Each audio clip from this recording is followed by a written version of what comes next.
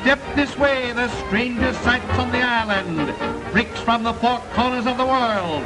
For 2 nickels, 1 dime, a 10th part of a dollar, we've got the show if you've got the dime. It's just starting, so hurry, hurry, look 'em over, the lady without a head. There are thin ones, there are fat ones, they're all inside. Zip and Pip, the pin-headed people. A sample of the marvelous freaks you'll see for the price of a small thin dime. You get the whole show now if you hurry, hurry, hurry.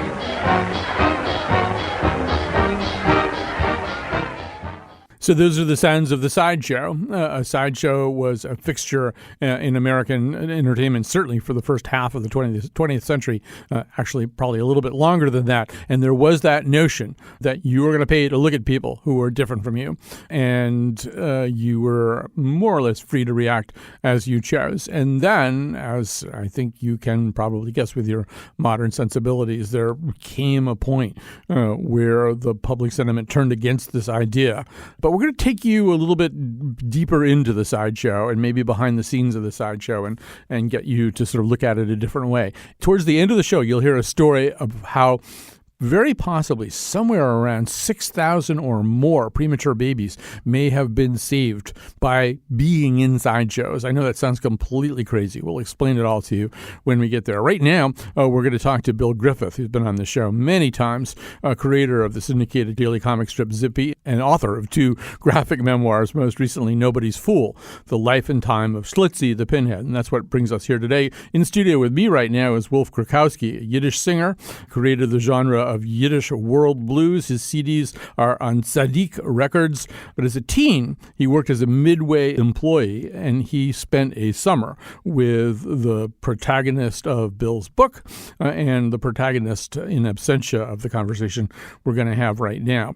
But Bill, I'm going to begin with you. When people look at your book, Nobody's Fool, if they know your work already, they think this is going to be some kind of extension maybe of the Zippy story. Instead, it's the genesis of the Zippy story about a real-life circus or sideshow performer. Tell us about Schlitzie. Well, Schlitzie first appeared to me when I saw the movie Freaks. As an art student, I was 19 years old. I'm sure a lot of people have seen the film. It's become a cult classic over the years. Schlitzie has a couple of scenes in the film. He's not really a character per se, but he really kind of glows on the screen. And when I saw it at the age of 19, I felt like I had just taken acid or something. It was such a mind-altering moment for me. But at the time, I was not a cartoonist. I had no way to process this creatively. I had to wait 50 years after I'd created Zippy. Zippy was inspired directly by Schlitzie. Of course, all I had to go on was that few minutes in the movie and 1 picture postcard I had of Schlitzie. So I created an entirely other person, and this book is my attempt to find the real Schlitzie and just lay his life out as much as I could with lots of deep research and a wonderful couple of interviews with Wolf, who is here today. So, yes. So we should say, Schlitzie was a real-life circus performer who performed for many, many decades, lived to the age of 70, spent most of those 70 years in these kinds of traveling shows, traveled in America more and Canada more than you or I or everybody you know put together. I mean, the itineraries for these shows are absolutely mind-boggling. But behind all that, you have somebody who's born with some pretty significant damage. Bill, we should, before we go to Wolf, say that although your book actually begins a little bit closer to the present, as you begin to narrate this story, it begins with this tremendous wrenching moment where these parents persuade themselves that the right thing to do is to release this child that they've begun to raise and have him exhibited. Right. As far as I can tell, Schlitzie was sold to a sideshow, the Coney Island Dreamland Sideshow, around 1909. He wasn't exhibited much as a child, but he was at that point taken from his family. And when I say taken, I mean literally sold.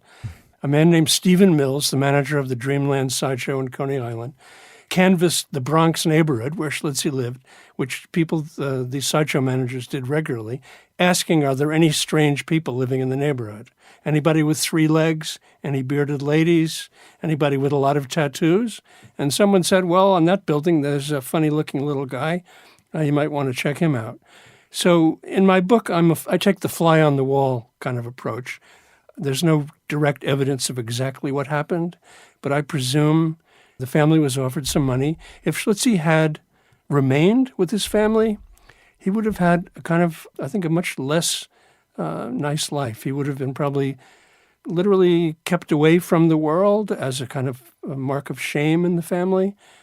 Possibly. He would have probably not interacted much with other people. Instead, he was brought into the circus sideshow and developed a kind of surrogate family with all the other sideshow freaks who treated him as a kind of adopted child. So he actually had a pretty decent life. Right. So, Wolf, by the time you met him, it's what year? 1965. So 65. So he's been, by this time, for decades and decades, touring around. He's lived a kind of almost Zelig-like existence where his paths cross with Jackie Cooper and the Beach Boys and Tom Mix, all kinds of really famous people. And so what are you doing? You're a very young guy at that point working the bumper car concession on the Midway? Sure, I'm living in Toronto with my parents. I'm a teenager going to high school, and in my day, there in the 50s and the 60s, you have the Canadian National Exhibition, which is a huge fair covering acres of ground with a lot of permanent installations and a large roller coaster and like that. So a working class kid could get a job there, and I got a job selling balloons for Half Beat Herald, and I wasn't doing too well, so I took my little change apron and gave it to Mrs. Halfbeat, and I went looking for greener pastures, which I found by kind of following the crowd, and I found a permanent structure. Stuck my head in there, looked in the back, and there was like an office for the Midway. Saw a guy there in a monkey suit with the name of McDonald written on it. He had grease on his forehead, was sweating. I said, "Can I work here?" He said, he looked me over. All he demanded was the Social Security number, which I had, and he showed me where to punch the clock. And he put me to work on the bumper cars. And so I'm going to swing back to Wolf in just a second, Bill. I guess maybe one thing we should say before we talk about Schlitzie's emotional state in 1965 is he's been exhibited for decades, usually with some incredibly false story about him. First of all, frequently identified as female on stage for reasons that are not that easy to fathom, and usually as some kind of freak from some far-flung place, right? From Peru, from the Amazon, and that people are supposed to gape at the pure strangeness of him. Yes. Schlitzie didn't do much in terms of an act. He was more of an exhibited sideshow freak. So he stood next to what they call the talker. The sideshow term is not barker, but talker. Mm-hmm. And the talker was a guy next to him who would spin this yarn of impossible, exotic strangeness. Schlitzie the pinhead, with a brain the size of a golf ball, survives on nothing but swamp grass, and he would go on and on and on. And Schlitzie would just sort of sit there looking sweet, I mean, I've seen photographs. Schlitzie was probably only vaguely aware of what was being said about him. He did a couple of quick magic tricks, one of which was to pick a card, any card, and he'd always guess the 10 of spades. Of course, all the cards in his deck were 10 of spades. Mm-hmm. So he was not too adept at things like that. But you have to remember, Schlitzie had the cognitive abilities of about a 4-year-old child, okay? Mm-hmm. But think of 4-year-old children that you've interacted with in your life. There's a lot going on in a 4-year-old child. And through Wolf, I learned things about him, that he had a fairly rich emotional life. He needed and craved affection and attention. He had likes and dislikes. He had his moods. He was much more than just an exhibited sideshow pinhead. He was a real person.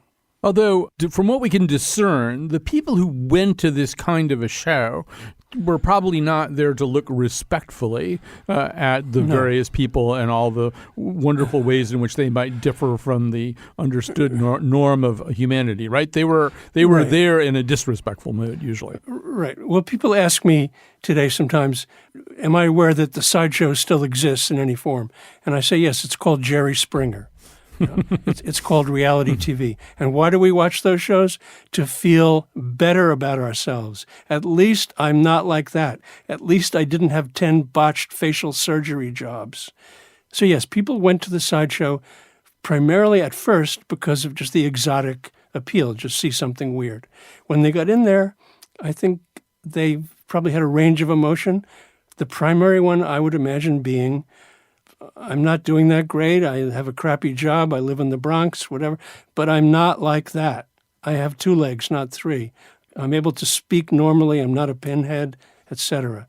Then at the darker end of the spectrum were the people who came to the Sideshow to torment the freaks.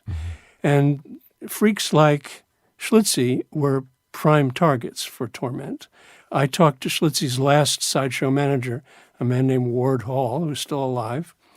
He managed Schlitzie towards the end of Schlitzie's career, and I asked him what happened when Schlitzie was tormented, which I assumed happened. And he said, oh, yes, usually teenage boys. And I said, well, what did they do? He said, well, at the worst, they would throw lit cigarettes or matches at Schlitzie.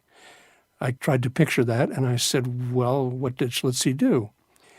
He said he got down on all fours, he walked to the edge of the stage, stared intently at his tormentors, and said his catchphrase over and over again, which was, you see, you see, you see, until they literally, and here I'm doing air quotes, freaked out and left. So, Wolf, you actually saw a little bit of this, some of the torment and some of how Schlitzie handled it. I did. I can see those teenage boys in my mind to this day. And there was plenty of that. People, of course, are not always so kind to one another. There was, jeering and, catcalls and, mockery. And Schlitzie would, revert and he would become very primal. And, he'd, grit his teeth and stare at those people in a, menacing way. But offstage, when you encountered him, it was a very different experience, right? You discovered, well, I mean, if he was in fact having the intelligence and mental capacity of a 4-year-old child, there was sort of a 4-year-old child there needing love and affection, too. Yes. Like all children, as Bill said, he craved tenderness and affection. And if he found an opening, so to speak, he would take it. And in my case, I remember, just relaxing in the hotel after a day's work and, some funky easy chair, and he would crawl onto my lap. He would get a lot out of that. It was a very emotional experience for him. He was, in addition to his cranial disfigurement, very small too, right? Yeah, he was under 5 feet. Yeah. He was a little over 4 feet, actually. Yeah. So, one of the messages of this book, Nobody's Fool, and it's kind of similar to the message of the movie Freaks, is that there is this incredible confraternity of these people who travel together. They aren't like everybody else, and they aren't very much like each other in a lot of ways, too. I mean, everybody's got a kind of difference, yet they kind of bond together. Bill, I mean, that's, first of all, what you first saw in the movie Freaks, and I think it sort of fits with Schlitzie's life, too. Yes. In the movie, there's a narrator that comes in at the beginning and at the end, and he talks about the freaks as almost like a family. You risk your life if you turn on them, because if you turn on one, you turn on them all. That's a phrase out of the movie. And in Schlitzie's case, he was doubly protected. The Sideshow freaks are divided into 2 basic categories. One are the unusually talented. And that would just be people like flame eaters, sword swallowers, people with tattoos, people who would pound nails into their head, the holes, of course, already being pre-drilled, so that they had special talents. Otherwise, they were born normally. Then there were the people who were either physically or in some mental condition handicapped, strangely formed, either just their anatomy or, in Schlitzie's case, the way he was born with microcephaly. So the sideshow performers felt like a family, but they doubly felt protective and parental towards those members with physical or mental handicaps, especially mental handicaps. Schlitzie was very cared for almost all his career. He had about 5 managers who, as far as I can tell from all my research, were benign towards him. You have to remember, he was one of the top 10 sideshow earners in the country for about 40 years. So he was a paycheck. Wherever he went, the manager would always hire either a fellow performer or just somebody else to be his caretaker, his caregiver. When Wolf knew him, the guy's name that was taken care of Schlitzie was a guy named Frenchie, who that was his job. He used to be a sword swallower, but for the 3 months that he was working in the particular circus that summer, he was Schlitzie's caretaker. You mentioned earlier that Schlitzie was billed as a female, and you wondered why. Well, I asked Ward Hall, Schlitzie's last manager, why. And after giving me all kinds of spiels about wild Australian children, and I had to listen to his long circus sideshow spiel, he finally told me it's freakier if they're female.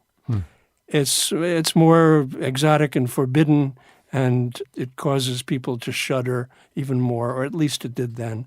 You know, it's a kind of sexist thing, of course, but that's what it was.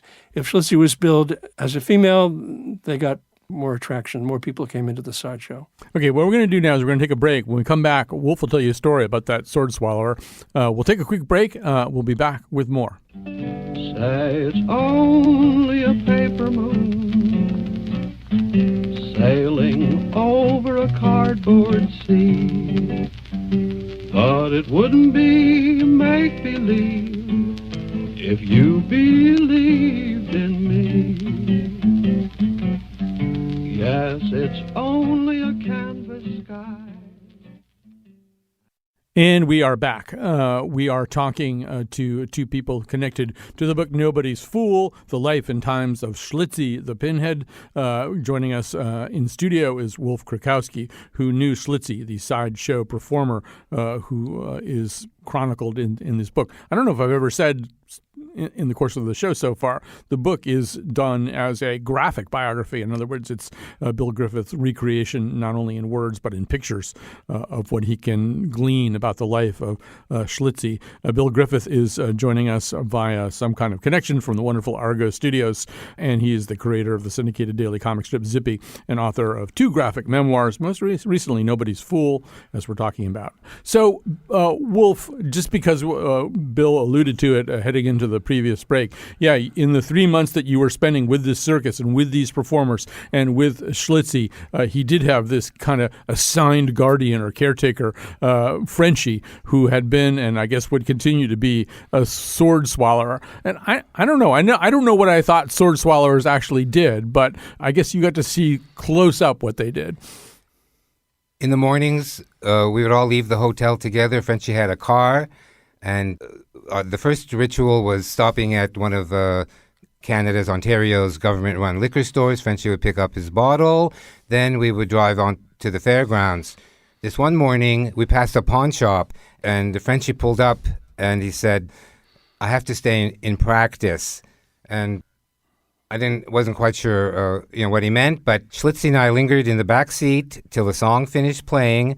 Then I took Schlitzie in hand, and we walked into the pawn shop, where Frenchie was cleaning a long blade with some disinfectant liquid and proceeded to drop that sword into his mouth and down into his intestines, I guess. So the pawn shop was operated by 2 elderly women. Almost simultaneously, as Frenchie was swallowing that sword, I walked in with Schlitzie. And you picture me at age 18, 1965. I had rather long hair, and I have Schlitzie, by my side. Frenchie just swallowed a sword. These two women, the blood just drained from their faces. Well, So this is what I meant when I said Wolf made Schlitzie come alive for me. Right. So, I mean, and Wolf is pointing, Bill, to some of the possible responses to all this. And one of the things that you recreate in the book is on the set of the movie Freaks, and not just on the set, but on the studio lot. So all of these people, I mean, I don't know how clear we've been about the fact that Todd Browning insisted on casting for this movie about a kind of doomed romance in the circus world. He insisted on casting real sideshow performers, and that, when they ate in the commissary or whatever it was called at that point on the studio, the people who were just there working in the movie business, a lot of them couldn't handle it any better than those two elderly women in the pawn shop, right? Especially F. Scott Fitzgerald, Yeah.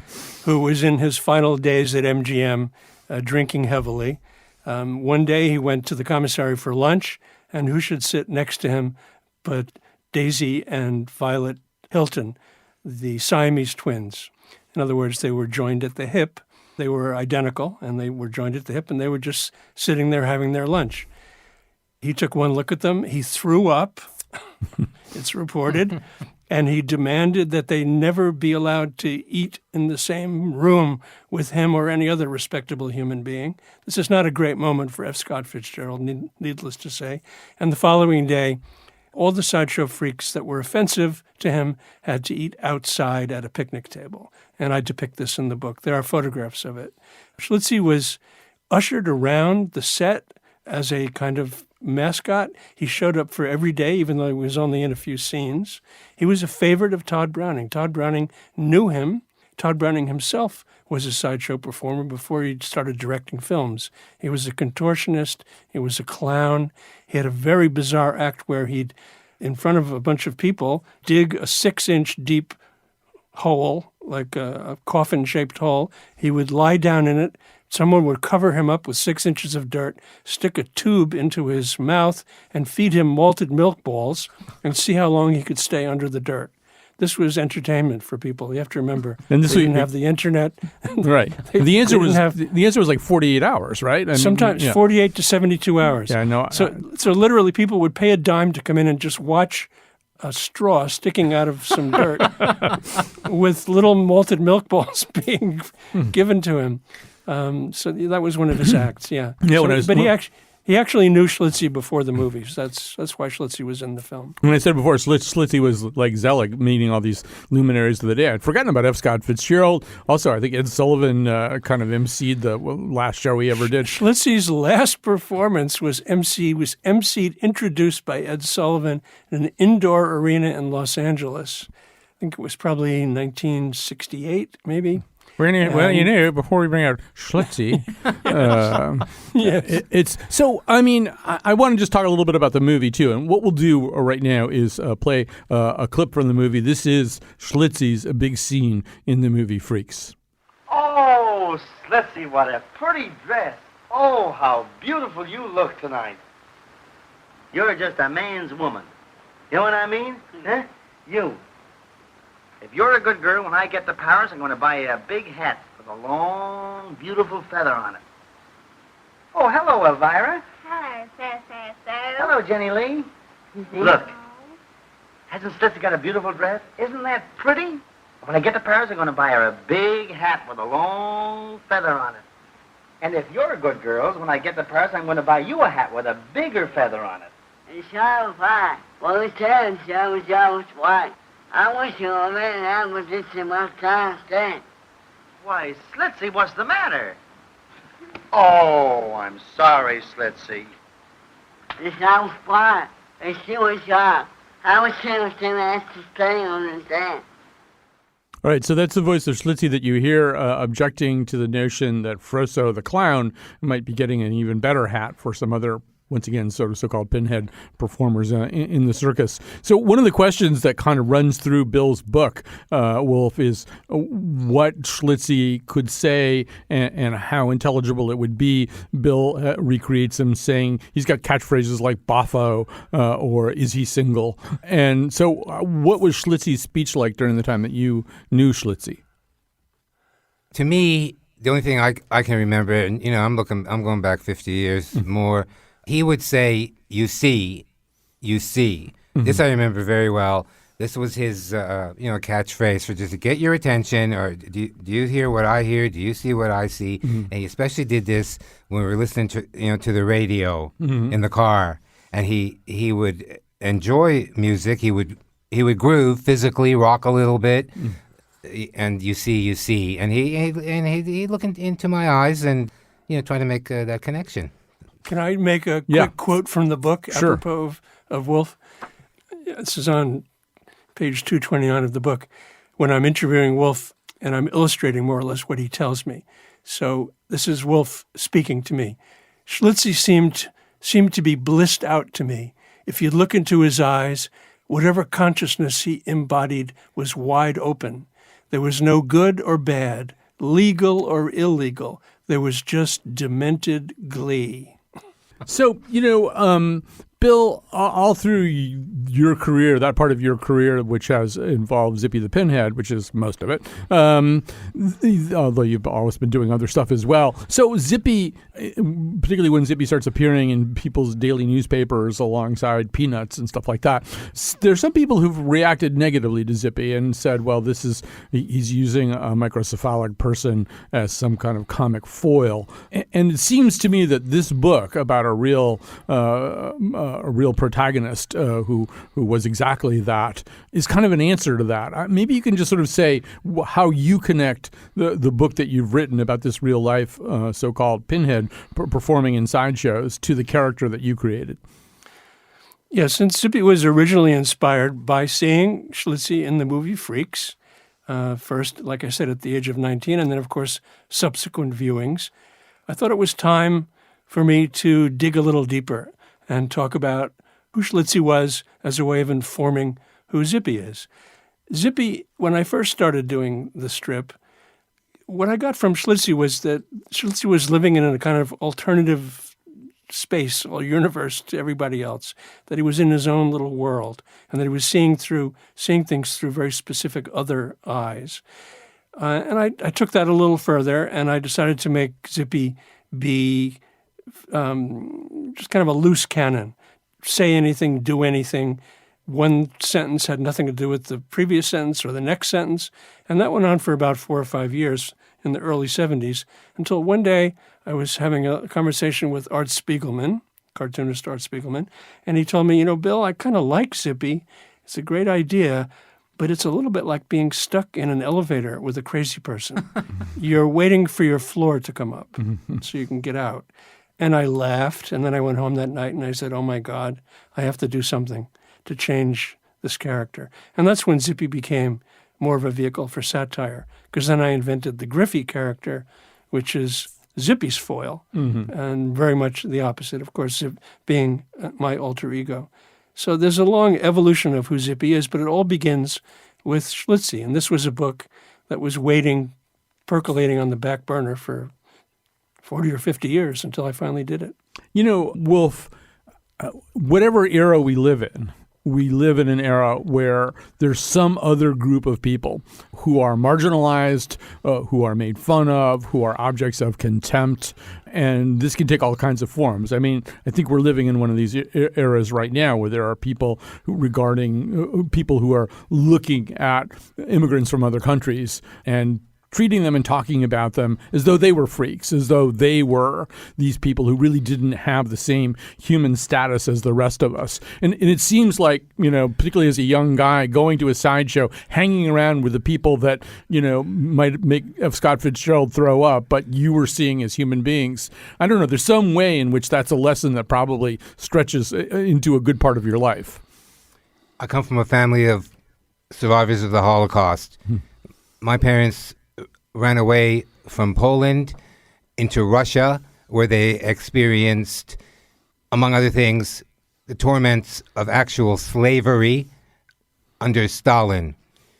My father became a combat soldier after they were freed, and they had basically, 8-9 years of pure hell.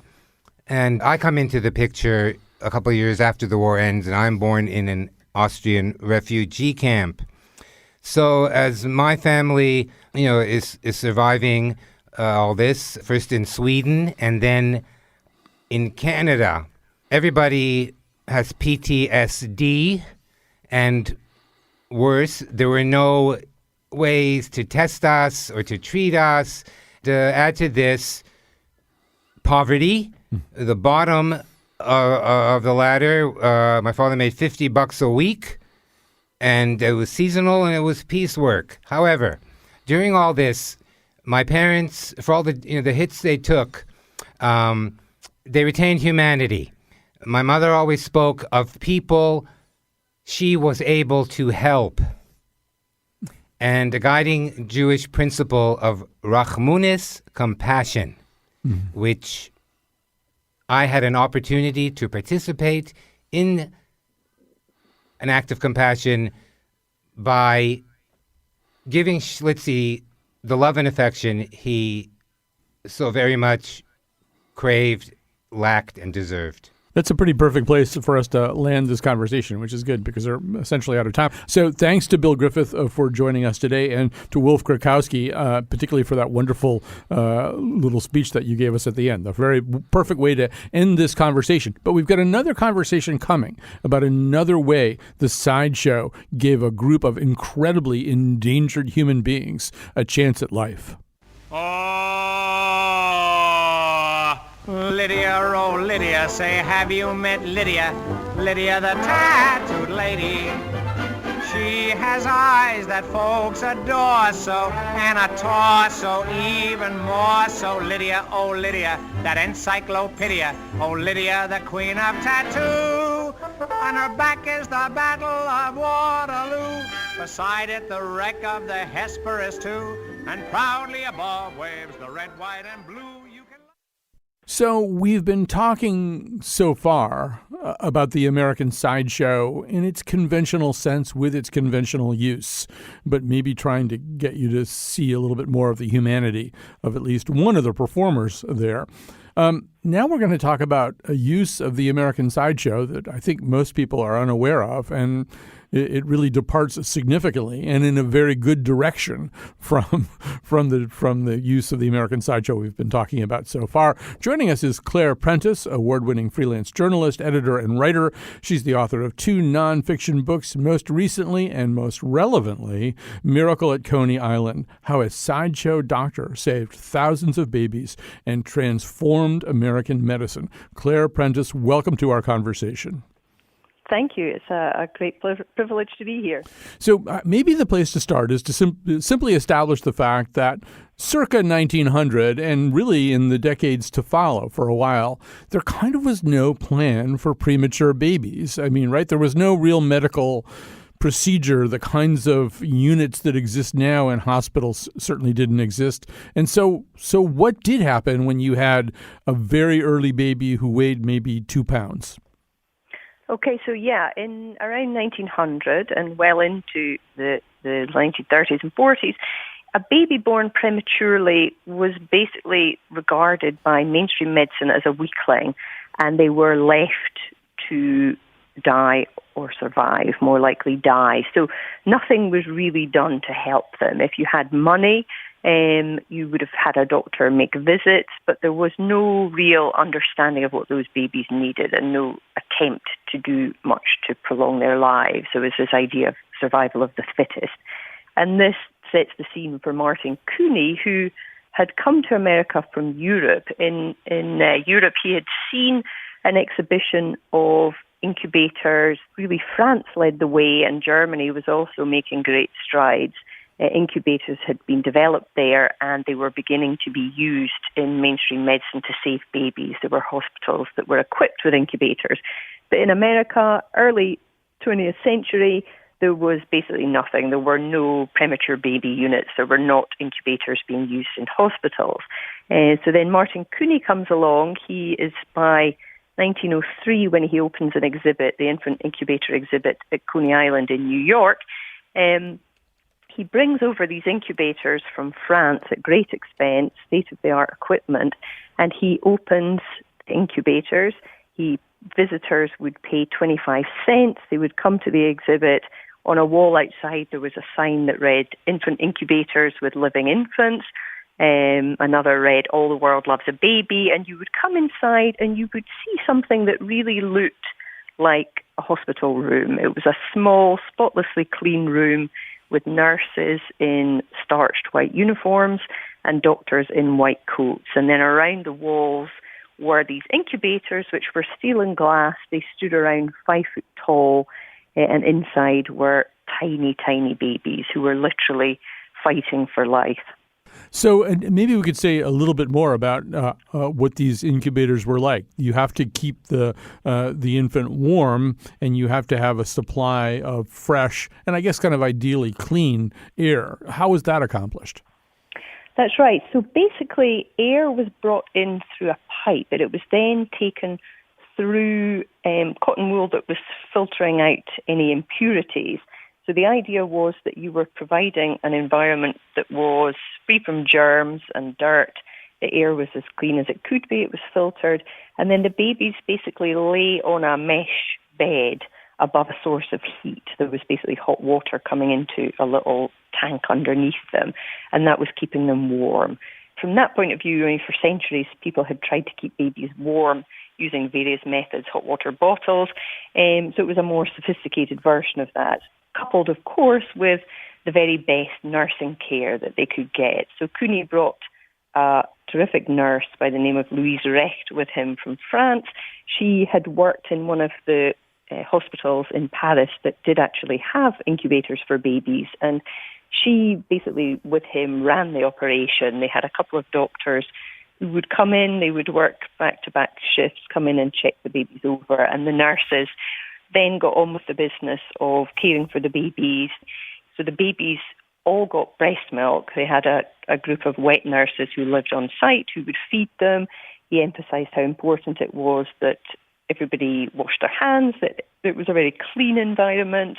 He had a cook who provided meals for the wet nurses. They got very nutritious food, and if he caught them eating a hot dog, smoking a cigarette, drinking a beer or a soda, then they would be fired. He didn't want them working for him anymore. So it was really a very professional operation, just somewhat incongruously sitting in the sideshow surrounded by sword swallowers, bearded ladies, next to the roller coaster, anything else that you would have seen at Coney Island in the first half of the 20th century. Right. This is the thing that's the hardest, I think, for us to wrap our minds around right now. Everything you've described until the last sentence is probably about as ideal as things could get for a prematurely born infant, circa 1910, 1920, 1930, except that they're also being put on display for spectators. And there perhaps were a few elements of showmanship. For example, I believe in some cases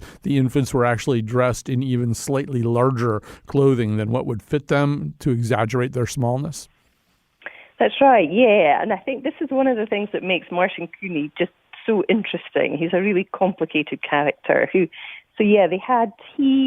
prided himself on running this cutting-edge attraction, state-of-the-art facility.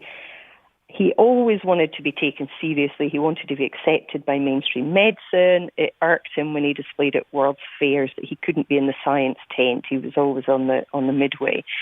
And yet at the same time, he wasn't above adopting showman's tactics if they were good for business. So his nurse would, with a great flourish, slip off her diamond ring of her finger and then slip it over one of the baby's wrists just to show how tiny it was.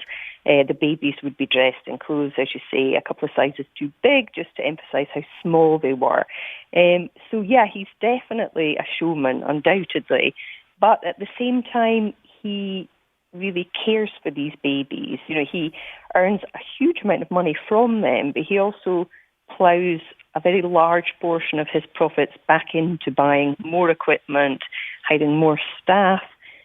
So we can't see him purely as an opportunist who's exploiting the vulnerable. He is doing huge amounts of good, and he's attracting huge crowds, but he's then using that money to pay for the baby's care. So that around 1903, it's costing $15 a day to care for one baby, which is around $450 today. And he doesn't charge the parents a penny. He could have charged them. He didn't charge them anything. He's covering all of his costs by charging his visitors 25 cents each to come in.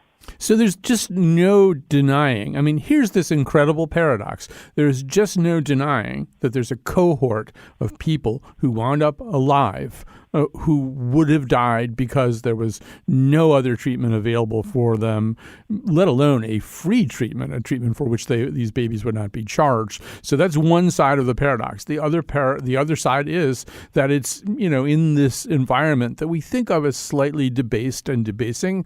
I mean, there are barkers doing that thing where they're yelling at people, telling them to come in. I believe the young Cary Grant, then Archie Leach, is one of those barkers, at least for a while.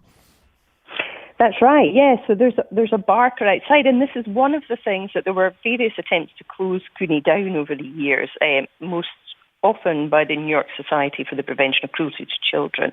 And yeah, they spoke about just how awful it was, the idea that you'd have this carnival barker outside drumming up crowds and interest, and it just seemed so tasteless and awful. And there's actually the spiel that the barker had was, "Come this way, ladies and gentlemen.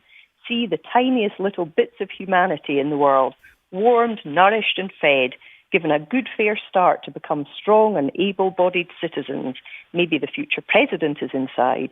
Maybe there's another J. Pierpont Morgan who had been born prematurely, breathing the pure tar-scented air, all done by the baby incubator. First appearance since the exposition at Buffalo. Step right in and watch the babies grow well and strong before your eyes." So, the idea of that does jar with us now. It doesn't seem appropriate, but we have to try and put ourselves back there in 1903. Cooney, over the course of his career, and he was fighting for these babies for about half a century, he took in, he reckoned, about 8,000, and of them he estimated he saved 6,500. Now, we can't completely verify that. There wasn't records that there would be today, but he definitely saved thousands of babies, and those thousands of men and women had children, grandchildren, great-grandchildren. So, undoubtedly there are tens, hundreds of thousands, maybe more people walking around today who wouldn't be here if it wasn't for Cooney. And I think that human legacy really speaks for itself. It's a remarkable achievement. Actually, let's let it speak for itself. There are still survivors who can tell their stories. This is from a StoryCorps conversation between Lucille Horn, one of Martin Cooney's premature babies in 1920, and her daughter, Barbara. My father said I was so tiny he could hold me in his hand. I think I was only about 2 pounds, and I couldn't live on my own. I was too weak to survive. So the hospital didn't have anything to offer? No, they didn't have any hope for me at all. It was just, you die because you didn't belong in the world. So when I was born, my father was looking for a blanket or a towel to wrap me up, and then somebody said, "Where are you going?" He said, "I'm taking her to the incubator in Coney Island." The doctor said, "There's not a chance in hell that she'll live." He said, "But she's alive now." He held a taxi cab and took me to Dr. Cooney's exhibit, and that's where I stayed for about 6 months. Do you know how your parents knew about the incubators? They saw the exhibit and their honeymoon. You had to pay to go in, and then the babies would be all lined up. How do you feel knowing that people paid to see you? It's strange, but as long as they saw me and I was alive, it was all right. So we should also say, Claire Prentice, that in a time when even the concept of eugenics was not a rejected or despised idea, Cooney was going in the other direction, right? There was no particular racial or ethnic disqualifier for any premature baby. That's right, yeah. So as we said, he provided care for all the babies free of charge, and he took in babies of all races and social backgrounds, orphans, foundlings, really anyone was welcome. And that was a remarkably progressive policy at the time. We should say also, this is a man without an American medical license, to the best of my understanding. So that's right. Yeah. So, this was one of the really fascinating discoveries I made when I was doing my research, is that he's always been credited as Dr. Martin Cooney. And I went back, just figured in the archives, doing my research, let's find this qualification. I was intrigued as to where he'd got it from. He'd made all kinds of grand claims about his studies in Europe. And I discovered that he had never qualified as a doctor. So this hadn't been discovered before. He also was never licensed to work as a doctor in America. And I think basically what happened was that the newspapers had started calling him the incubator doctor. the title stuck and he didn't bother to correct anyone. It was good for business. He maybe felt by this point he'd kind of earned the right to call himself Dr. Cooney, and also within that fairground setting, within the sideshow and the amusement park, people made all kinds of grand claims, called themselves Doctor this, Professor that, and so maybe he justified it to himself in that way. Maybe he felt it wasn't a big deal, but it makes him such a fascinating character. He was, in some ways, appears to have been doing something deceitful and fraudulent. He would have faced a very large fine and possibly a prison sentence if this had been revealed. But at the same time, while he wasn't a doctor, his facility was cutting edge. He employed a very highly skilled team of nurses and doctors. So people were undoubtedly getting the best possible care they could have got in all of America from Dr. Cooney. It just happened he was not a doctor himself. Let me ask you one more question, and this may be an impossible question to answer, but is it possible to see any kind of umbilical cord stretching from Cooney to the American medical establishment? In other words, the American medical establishment has this kind of settled idea about premature babies. What do you do for them? Nothing. And that stays as accepted wisdom for decades and decades into the early 20th century. And then at some point, we did develop neonatal medicine. Is there any indication that people looked at what he was doing, that the medical establishment said, wait a minute, there's this guy on Coney Island who's got this great success rate? Yeah, and it's really interesting. He does start to collaborate with doctors, and some are happy to make this public. So there's Julius Hess in Chicago actually exhibits with him. The two of them have a facility together at the Chicago World's Fair. And that obviously brings a degree of respectability to Cooney, which he's delighted about. Other people come and study the babies, so they use Cooney's facility like a research lab. So there's Arnold Gassell. He filmed the babies and did research on them, but he didn't acknowledge it. He didn't thank Cooney publicly. He didn't give much detail away as to where his studies of the babies had been. So we have this really interesting situation where some people, looking back on it, have accused Cooney of holding up the development of incubators and medicine for premature babies because by exhibiting them in the sideshow, he made them seem like a freak show, which contributed to the medical establishment being suspicious of this new technology. On the other hand, supporters of Cooney say he promoted the technology so that people accepted this idea that machines could save lives, which was still a fairly new concept at the time, certainly with regard to babies. He became premature babies' greatest ally. He spoke very often about the men and women, mostly men, who had been born prematurely and who had gone on to achieve great things.